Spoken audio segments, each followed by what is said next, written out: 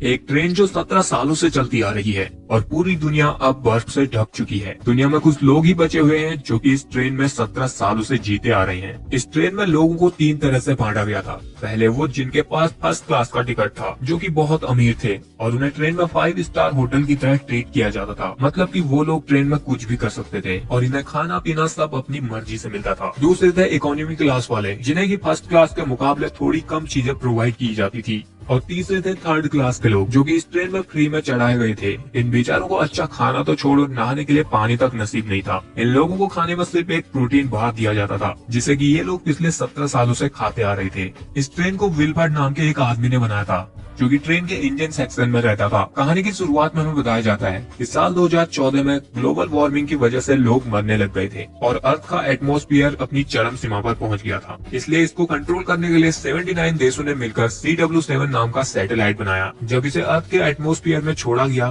तो ये मिशन उनका फेल हो गया और इसकी वजह से अर्थ का ग्लोबल टेम्परेचर इतना कम हो गया कि पूरी दुनिया बर्फ में फ्रीज हो गई। और फिर जो बचे हुए इंसान या जानवर थे, उन सबको स्नोपियर नाम की ट्रेन में चढ़ा दिया गया था, क्योंकि ये ट्रेन ही थी जिसमें कि इंसान बच सकते थे। इस ट्रेन में सब कुछ था, लाइट, पानी, खाना पीना, यहाँ तक कि ट्रेन में बच्चों को पढ़ाने के लिए स्कूल तक भी। और ये सब फैसिलिटी फर्स्ट क्लास और इकोनॉमी क्लास के लिए ही थी। ये एक ऐसी ट्रेन थी जो कि 24 घंटे चलती रहती थी और इस ट्रेन को अर्थ का एक पूरा चक्कर लगाने में 1 साल का वक्त लग जाता था। अब हमें साल 2031 का टाइम दिखा जाता है, जहाँ ये ट्रेन पिछले 17 सालों से चलती आ रही थी। इधर 2 गार्ड्स थर्ड क्लास के लोगों के डिब्बे में आते हैं और रोज की तरह सभी को काउंटिंग करके उन लोगों को प्रोटीन बार खाने को देते हैं। ये गरीब लोग पिछले 17 सालों से इसी चीज को खाते आ रहे थे। अब इधर इन गार्ड्स को आगे के क्लास के लिए एक वायलिनिस्ट चाहिए था, तो इधर एक बूढ़ा आदमी उनसे कहता है कि वो और उसकी वाइफ वायलिनिस्ट है और उन लोगों को सिर्फ एक ही आदमी चाहिए था। इसलिए वो लोग बूढ़े आदमी को चलने के लिए कहते हैं, पर वो बूढ़ा आदमी अपनी वाइफ के बिना उनके साथ चलने के लिए मना कर देता है। तो अब वो दोनों गार्ड्स उस बूढ़े आदमी की वाइफ के हाथ को तोड़ देते हैं और उस बूढ़े आदमी को जबरदस्ती अपने साथ ले जाते हैं। अब यहीं पर हम कर्टिस और एडगर को देखते हैं, जो इन गार्ड्स के जाने के बाद सभी के प्रोटीन बार में अपने मैसेज को ढूंढ रहे थे। तभी इधर तानिया नाम की एक लड़की कर्टिस को बताती है कि वो जो ढूंढ रहा है वो उसके बेटे के प्रोटीन बार में है। फिर कर्टिस उस बच्चे को बहला फुसलाकर उससे उस प्रोटीन बार को ले लेता है और उसमें से एक कैप्सूल निकालता है, जिसमें कि उनका मैसेज था। इस मैसेज रोज आगे के डिब्बों से कोई भेजा करता था इन्हें, क्योंकि इन थर्ड सेक्शन वाले लोगों की हालत बहुत खराब थी। यहाँ तक कि इन्हें बाहर का नजारा भी देखने को नसीब नहीं होता था। इसलिए अब वो लोग बगावत करके आगे के डिब्बों में जाना चाहते थे। हालांकि इन्होंने पिछले 70 सालों में 2 बार कोशिश की थी, पर ये लोग नाकामयाब हुए थे। इधर ये सभी लोग कर्टिस को अपना लीडर मानते थे, पर कर्टिस अपने आप को लीडर नहीं मानना चाहता था। अब इस मैसेज को कर्टिस गिलियम नाम के एक आदमी को दिखाता है, जो कि इस ट्रेन का सबसे बूढ़ा आदमी और इन सबका सीनियर था, और कर्टिस इसी को अपना लीडर मानता था। इस बार इनके मैसेज में किसी नैमगुम नाम के आदमी का नाम था, जिसने कि इस ट्रेन के सभी सिक्योरिटी सिस्टम को डिजाइन किया था, लेकिन अभी वो ट्रेन के जेल सेक्शन में बंद था। और अब इनका प्लान था कि ये लोग उस आदमी को छुड़ाएंगे और फिर उसकी मदद से ये लोग ट्रेन के इंजन सेक्शन पर अपना कब्जा करेंगे, जिससे फिर सब चीजों पर इनका कंट्रोल होगा। अब इसके बाद रात में इधर कुछ गार्ड्स आते हैं, जो इन सभी को अपने बच्चों को आगे करने के लिए कहते हैं, और फिर एक लेडी उन बच्चों की हाइट को नापने लगती है। इधर तानिया नाम की लेडी अपने बच्चों को छुपा रही थी और साथ ही एक और आदमी था जो अपने बच्चे को छुपा रहा था, लेकिन वो गार्ड्स उन दोनों के बच्चों को जबरदस्ती उठा लेते हैं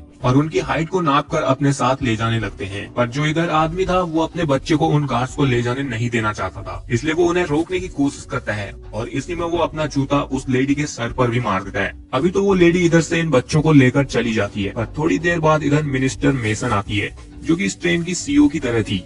इधर वो उस जूते को उठाकर कहती है कि जिस तरह से जूते की जगह पैर में होती है और हेड की जगह सर पर, तुम लोग भी उसी जूते की तरह हो और तुम्हें अपनी औकात कभी नहीं भूलनी चाहिए। अब इसके बाद मेसन उस आदमी को सजा देने के लिए, जिसने कि उस जूते को फेंका था, उसका हाथ ट्रेन से बाहर रखवा देती है। बाहर इतनी ठंड होती है कि सिर्फ 7 मिनट में ही उस आदमी का हाथ जम जाता है और फिर उसके हाथ को हथौड़े से मारकर कटवा दिया जाता है। इधर हम काफी सारे ऐसे लोगों को भी देखते हैं जिनके हाथ या पांव कटे हुए थे। शायद उन लोगों ने भी कोई ऐसी ही गलती की होगी। अब ये सभी लोग अपने हमले के लिए तैयार थे, लेकिन इससे पहले कर्टिस क्रोनर नाम के एक ड्रग के बॉक्स को अपने साथ रख लेता है। इधर कर्टिस को शक था कि उन गार्ड्स के गनों में गोलियां नहीं है और सारी गोलियां पिछले 10 सालों के विद्रोह में खत्म हो गई हैं। और अब क्योंकि गोलियां नहीं बनाई जा सकती हैं, इसलिए अब कर्टिस अपने शक को दूर करने के लिए एक गार्ड के पास जाता है और उसकी गन को अपने सर पर रखकर ट्रिगर दबा देता है। पर वो गन तो सच में खाली थी, जिससे अब सभी को पता लग जाता है कि उनके पास गोलियां नहीं है। इसलिए अब वो सभी लोग उन गार्ड्स पर हमला कर देते हैं और उन्हें मारकर ट्रेन के जेल सेक्शन में पहुंच जाते हैं, जहां ये लोग नैमगो को जेल चैम्बर से निकाल देते हैं। इस ट्रेन में जिन्हें भी सजा होती थी उन्हें सुलाकर एक चैम्बर में डाल दिया जाता था। इधर नैम और उसकी बेटी को भी चैम्बर में डाला गया था। ये दोनों ही क्रोनल ड्रग के एडिक्ट थे। इधर नैम कर्टिस से डील करता है कि अगर वो ट्रेन के दरवाजों को खोलने में उसकी मदद करेगा तो उसे हर दरवाजा खोलने पर 2 क्रोनल ड्रग देने पड़ेंगे।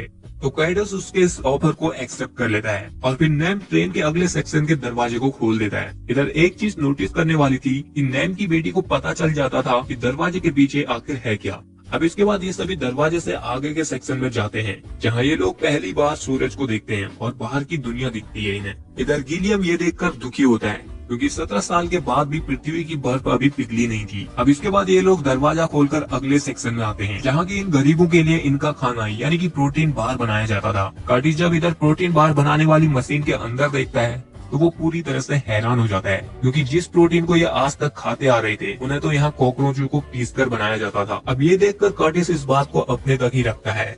यहाँ पर कर्टिस को उसी अनजान आदमी का एक और मैसेज मिल जाता है, जिसमें कि वाटर लिखा था, यानी कि अब उन्हें वाटर सेक्शन में अपना कब्जा करना था, जो कि ट्रेन का सबसे अहम हिस्सा था। अगर ये लोग किसी तरह से पानी के सप्लाई सेक्शन को कब्जे में कर लेते हैं तो उनकी बात को सुनी जा सकती है। इसलिए अब नैम पानी वाले सेक्शन का दरवाजा खोलने लग जाता है। इधर जब कर्टिस नैम की बेटी योना से बात कर रहा था तो उसे पता चलता है कि योना ने कभी जमीन नहीं देखी है, क्योंकि योना ट्रेन में ही पैदा हुई थी और उसकी उम्र भी 17 साल की ही थी। कर्टिस को उस पर शक था कि योना नजूमी है। दरअसल नजूमी वो लोग होते हैं जो कि दीवार के आर पार की चीजों को देख सकते हैं। इसलिए अब योना फिर से दरवाजे की तरफ देखती है तो वो इस दरवाजे को खोलने से मना कर देती है, पर अब तक बहुत देर हो चुकी थी। उसके कहने तक वो दरवाजा उसी टाइम पर खुल जाता है, जहाँ इस डब्बे में अब बहुत सारे हथियारों से भरे हुए गार्ड्स मौजूद थे और वो लोग इनका ही इंतजार कर रहे थे। और फिर अब यहाँ इन सभी के बीच लड़ाई होना स्टार्ट हो जाती है। लेकिन थोड़ी देर बाद इधर एक अनाउंसमेंट होती है। ये सभी लोग अब रुक जाते हैं। इस अनाउंसमेंट में बताया जाता है कि ट्रेन अब उनके न्यूयॉर्क बेंचमार्क ब्रिज से गुजरने वाली है। ट्रेन के इस ब्रिज से गुजरने पर इन्हें पता चल जाता था कि साल भर कंप्लीट हो गया है। और फिर जब ये ट्रेन इस ब्रिज से गुजरती है तो ट्रेन के गार्ड्स हैप्पी न्यू ईयर चिल्लाने लग जाते हैं। लेकिन ट्रेन के आगे के ट्रैक पर बर्फ की बहुत बड़ी चट्टान बन चुकी थी, जिससे कि ये ट्रेन तोड़ते हुए आगे बढ़ती है, जिस वजह से ये ट्रेन हिलने लग जाती है। तो ये सभी लोग नीचे बैठ जाते हैं।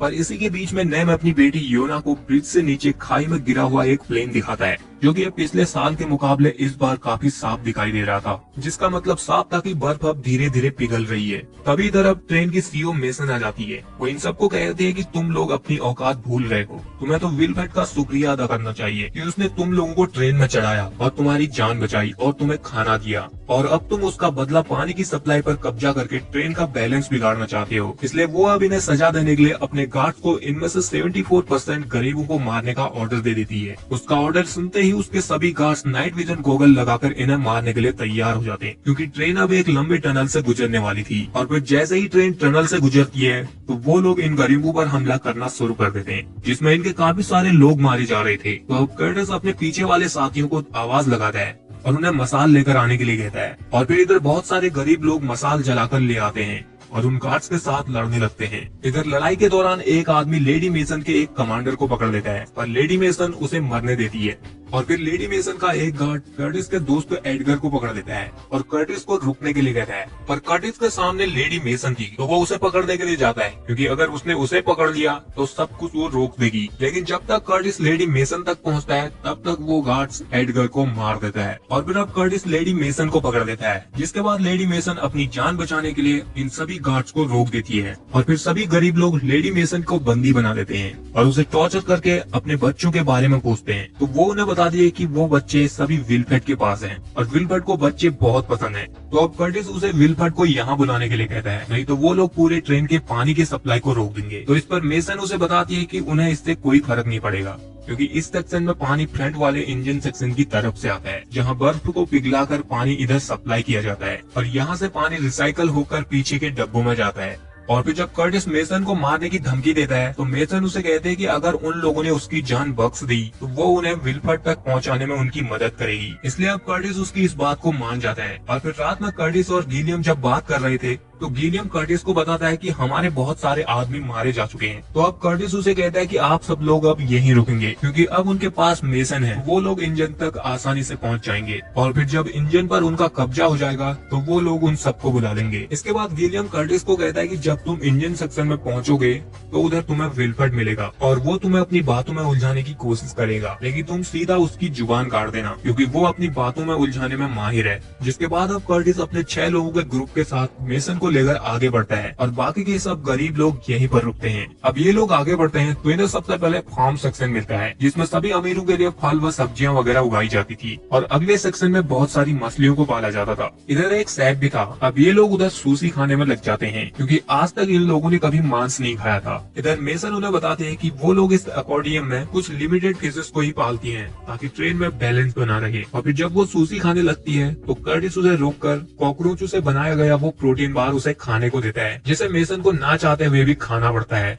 अब इसके अगले डिब्बे में एक स्कूल था जहाँ अमीरों के बच्चों का ब्रेन वॉश करके उन्हें पढ़ाया जाता था। इन सभी को विल्फर्ड को एक भगवान की तरह बताया जाता था, जिसने की इंसानियत को बचाया है, और उन्हें पिछले डिब्बे में रहने वाले लोगों को घटिया और कमीना वगैरह बताया जाता था। अब इधर तानिया अपने बच्चों की फोटो दिखाकर उन बच्चों से पूछती है कि क्या उन लोगों ने उसे कहीं देखा है। तो इधर एक बच्चा बताता है कि वो लोग पीछे से आए और डिब्बे में आगे चले गए। और अब ये ट्रेन एक ऐसी जगह से गुजर रही थी जहाँ से पिछली बगावत में कुछ लोग ट्रेन से बाहर कूद गए थे और बाहर के टेम्परेचर में आते ही वो लोग फ्रीज होकर मारे गए थे और उनकी बॉडी अभी भी वहीं पर जमी हुई थी। इधर इन बच्चों की टीचर बच्चों को ट्रेन के बाहर उनकी बॉडीज दिखाती है और उन्हें बताती है कि अगर ट्रेन का इंजन रुका तो वो लोग भी फ्रीज होकर जम जाएंगे, इसलिए ये ट्रेन ही उनका घर है और उन्हें किसी भी हालत में ट्रेन से बाहर नहीं जाना है। अभी इधर एक आदमी बहुत सारे अंडों को लेकर आता है और उन्हें न्यू ईयर की खुशी में बांटने लगता है। वो इधर एक एग से भरी टोकरी को बच्चों की टीचर को भी देकर जाता है और खुद पानी वाले सेक्शन में अंडों को बांटने के लिए जाता है। इधर इन गरीबों को आज तक लगता था कि अंडे और चिकन बहुत पहले ही खत्म हो चुके हैं, इसलिए वो लोग एग को देखकर हैरान थे।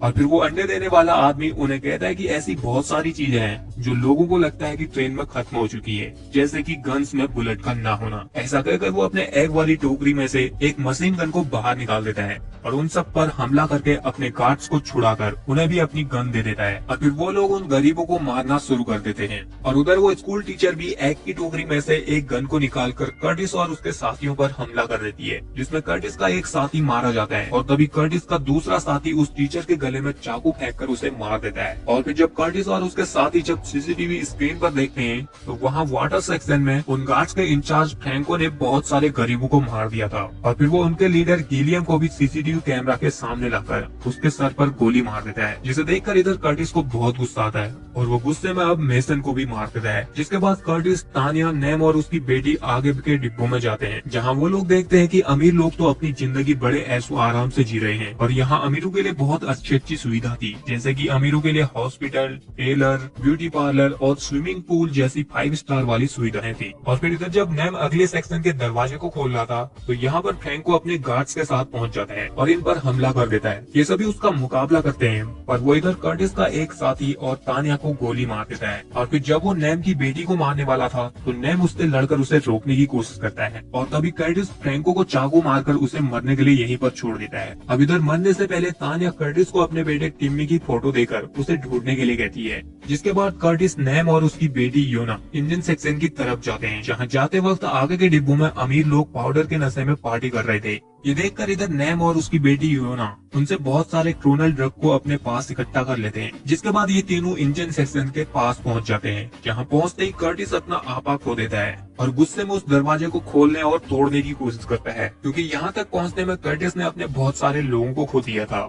और फिर इधर नेम कर्टिस को शांत करता है और उसे दुनिया की अपने पास बची हुई एक आखिरी सिगरेट पीने के लिए देता है। जिसके बाद इधर कर्टिस नेम को अपने पास्ट के बारे में बताता है कि जब 18 साल पहले धरती पर सब कुछ जमना शुरू हुआ था तो विल्फर्ड के गार्ड्स ने बहुत सारे लोगों को ट्रेन के आखिरी सेक्शन में डाल दिया। वहाँ कम से कम 1000 लोगों को भरा गया था और 1 महीने तक उधर ना कोई खाना मिला और ना ही पानी, इसलिए सारे लोग भूख के मारे एक दूसरे को ही काट कर खाने लग गए थे। और इसी वजह से कर्टिस खुद से भी नफरत करता था, क्योंकि उसने इंसानों और बच्चों का मीट खाया हुआ था। कर्टिस उसे बताता है कि उसने बहुत बड़ी गलती की है। उस टाइम पर एक औरत थी जो अपने बच्चों के साथ छुपी हुई थी और भूख के कारण कर्टिस ने उसके बच्चे को खाने के लिए छीना और उसकी माँ को मार दिया। पर जैसे ही वो उस बच्चे को काटने वाला था तो गिलियम ने उससे चाकू छीन लिया, और अपना हाथ काट कर उन लोगों को खाने के लिए दे दिया। और इस तरह से उसने उस बच्चे की जान बचा ली। और फिर ये देखकर वहाँ बहुत सारे लोगों ने अपने हाथ पांव को काट कर उन्हें देना शुरू कर दिया था। और उस टाइम पर कर्टिस जिस बच्चे को काटने वाला था वो और कोई नहीं बल्कि एडगर था। और इसी वजह से कर्टिस अपने आप से नफरत करता था, क्योंकि भूख की वजह से वो इंसानियत को भूल चुका था। और फिर कुछ महीनों बाद विल्फर्ड के गार्ड्स उनके लिए प्रोटीन बार लाए और तब से वो लोग प्रोटीन बार खाकर ही अपनी जिंदगी जी रहे थे। और अब कर्टिस विल्फर्ड से जानना चाहता था कि उसने उनके साथ ही ऐसा क्यों किया, इसलिए वो नैम को जल्दी से दरवाजा खोलने के लिए कहता है। लेकिन नैम उसकी सारी बातों को सुनकर कहता है कि उसकी कहानी बहुत दुख भरी है और उन्हें ट्रेन के इंजन के डोर को नहीं बल्कि ट्रेन के बाहर के दरवाजे को खोलना चाहिए, क्योंकि अब बाहर की बर्फ पिघल रही है। वो पिछले 10 सालों से न्यू ईयर बेंचमार्क ब्रिज से नीचे देखा करता था, तो उसे पहले खाई में एक प्लेन का सिर्फ टुकड़ा दिखाई देता था और अब वो प्लेन पूरी तरह से दिखाई देने लग गया था, जिसका मतलब साफ था कि बर्फ पिघल रही है और बाहर अब जिया जा सकता है। और इसलिए ही नैम क्रोनल ड्रग को इकट्ठा करता था, क्योंकि उस ड्रग को बहुत ज्यादा मात्रा में एक्सप्लोजन होकर बॉम्ब की तरह ब्लास्ट किया जा सकता था। और इससे वो अब इस ट्रेन के दरवाजे को उड़ाना चाहता था ताकि वो लोग इस ट्रेन से बाहर जा सके। लेकिन कर्टिस को उसकी बातों पर भरोसा नहीं होता। उसे लग रहा था कि क्रोनल का ज्यादा नशा करने से नैम का दिमाग खराब हो गया है। और फिर तभी इधर इंजन सेक्शन से विल्फर्ड की सेक्रेटरी आ जाती है, जो नैम को गोली मारकर यहीं पर मरने के लिए छोड़ देती है और कर्टिस को विल्फर्ड से मिलाने के लिए इंजन सेक्शन में ले जाती है, जहाँ विल्फर्ड सबसे पहले कर्टिस का स्वागत करता है और फिर उसे कहता है कि तुम 18 साल में ऐसे पहले इंसान हो जो कि यहाँ ट्रेन में पिछले हिस्से से आगे के इंजन सेक्शन तक पहुँचे हो। और फिर वो उसे बताता कि मैं ही तुम लोगों के लिए वो सीक्रेट मैसेज भेजा करता था, क्योंकि ट्रेन में हर 5 या 10 सालों में विद्रोह करवाना जरूरी है। और ये सब गिलियम के साथ उसका एग्रीमेंट भी हुआ था ताकि ट्रेन में संतुलन बना रहे और लोगों की आबादी कम हो। बट इसको जब पता चलता है कि गिलियम भी इसमें शामिल था तो वो पूरी तरह से हैरान हो जाता है और वो विल्फर्ड की बातों पर यकीन नहीं करता। तो अब विल्फर्ड उसे बताता है कि उन लोगों को बगावत करके सिर्फ एक दरवाजे को खोलकर अगले सेक्शन में आना था ताकि उन्हें और जगह मिल सके, लेकिन गिलियम ने उन्हें रोका नहीं, इसलिए उसे मरना पड़ा। इसके बाद विल्फर्ड लास्ट सेक्शन में उस एग वाले आदमी को कॉल करता है जिसने कि सभी गरीब लोगों को बंदी बनाया हुआ था। और फिर विल्फर्ड उन सभी को मारने के लिए उसे ऑर्डर दे देता है और उनमें से 18 लोगों को ही जिंदा छोड़ने के लिए कहता है, क्योंकि ट्रेन को चलते हुए 18 साल कंप्लीट हो गए थे। और फिर वो एगमैन विल्फर्ड का ऑर्डर मिलने के बाद वो उन सभी 64% गरीब लोगों को मार देता है, जिसकी आवाज विल्फर्ड कर्टिस को सुनाता है। फिर विल्फर्ड उसे कहता है कि यहाँ ट्रेन में रिसोर्सेज बहुत कम है और लोग बढ़ते रहते हैं, इसलिए उन्हें इस तरह के कदम उठाने पड़ते हैं और लोगों को लड़ाना या उनके मन में बगावत का ख्याल डालना पड़ता है। इसके बाद अब विल्फर्ड कर्टिस को ट्रेन के इंजन पर ले जाता है और उसे अपनी पोस्ट ऑफर करता है, क्योंकि अब विल्फर्ड की उम्र हो चुकी थी, वो इस ट्रेन को अकेला संभाल नहीं सकता था। और उधर बाहर अब नैम और योना होश में आ जाते हैं, जहाँ इन्हें मारने के लिए फर्स्ट क्लास के लोग आ गए थे और इन्हीं में सभी गार्ड्स का लीडर वो फ्रैंको भी था, जो उधर लड़ाई में जिंदा बच गया था। और फिर इधर नैम और उसकी लड़ाई हो जाती है। तो अब नैम की बेटी योना इंजन सेक्शन का गेट खोलकर विल्फर्ड के असिस्टेंट को मारकर बेहोश कर देती है और उस क्रोनल को ट्रेन के दरवाजे पर लगा देती है। और फिर वो कर्टिस के पास माचिस मांगने के लिए जाती है, जहाँ कर्टिस विल्फर्ड की बातों में आकर एक पल के लिए मैनिपुलेट हो गया था। लेकिन फिर तभी योना को फील होता है कि जिस जगह पर वो लोग हैं उसके नीचे कोई है, इसलिए वो टाइल को निकालने लगती है और ऐसा करता देख कर्टिस भी उसकी मदद करता है। और जब ये दोनों उस टाइल को खोलते हैं तो उसके अंदर टीमी और एंडी काम कर रहे थे, जिसे देखकर कर्टिस को बहुत गुस्सा आता है और वो विल्फर्ड को एक जोर का मुक्का मारकर उसे गिरा देता है, जिसके बाद वो योना को माचिस देता है और टीमी को बाहर निकालता है। और फिर योना उधर उस क्रोनल में आग लगा देती है, इससे इस ट्रेन में बहुत बड़ा ब्लास्ट होता है। और फिर एक बहुत बड़ी बर्फ की चट्टान ट्रेन को नीचे गिराते हुए उसके सभी डिब्बों को गिरा देती है, जिससे ट्रेन के सभी लोग मारे जाते हैं, सिर्फ टिम्मी और योना ही बचे होते हैं। जिसके बाद ये दोनों उस ट्रेन के डिब्बे से बाहर आते हैं और धरती पर पहली बार कदम रखते हैं, जहाँ इन्हें दूर पहाड़ी पर एक सफेद भालू दिखाई देता है, जिससे ये बात साबित हो जाती है कि अर्थ अब वापस जीने लायक हो गया है। और यहीं पर इस मूवी का एंड हो जाता है।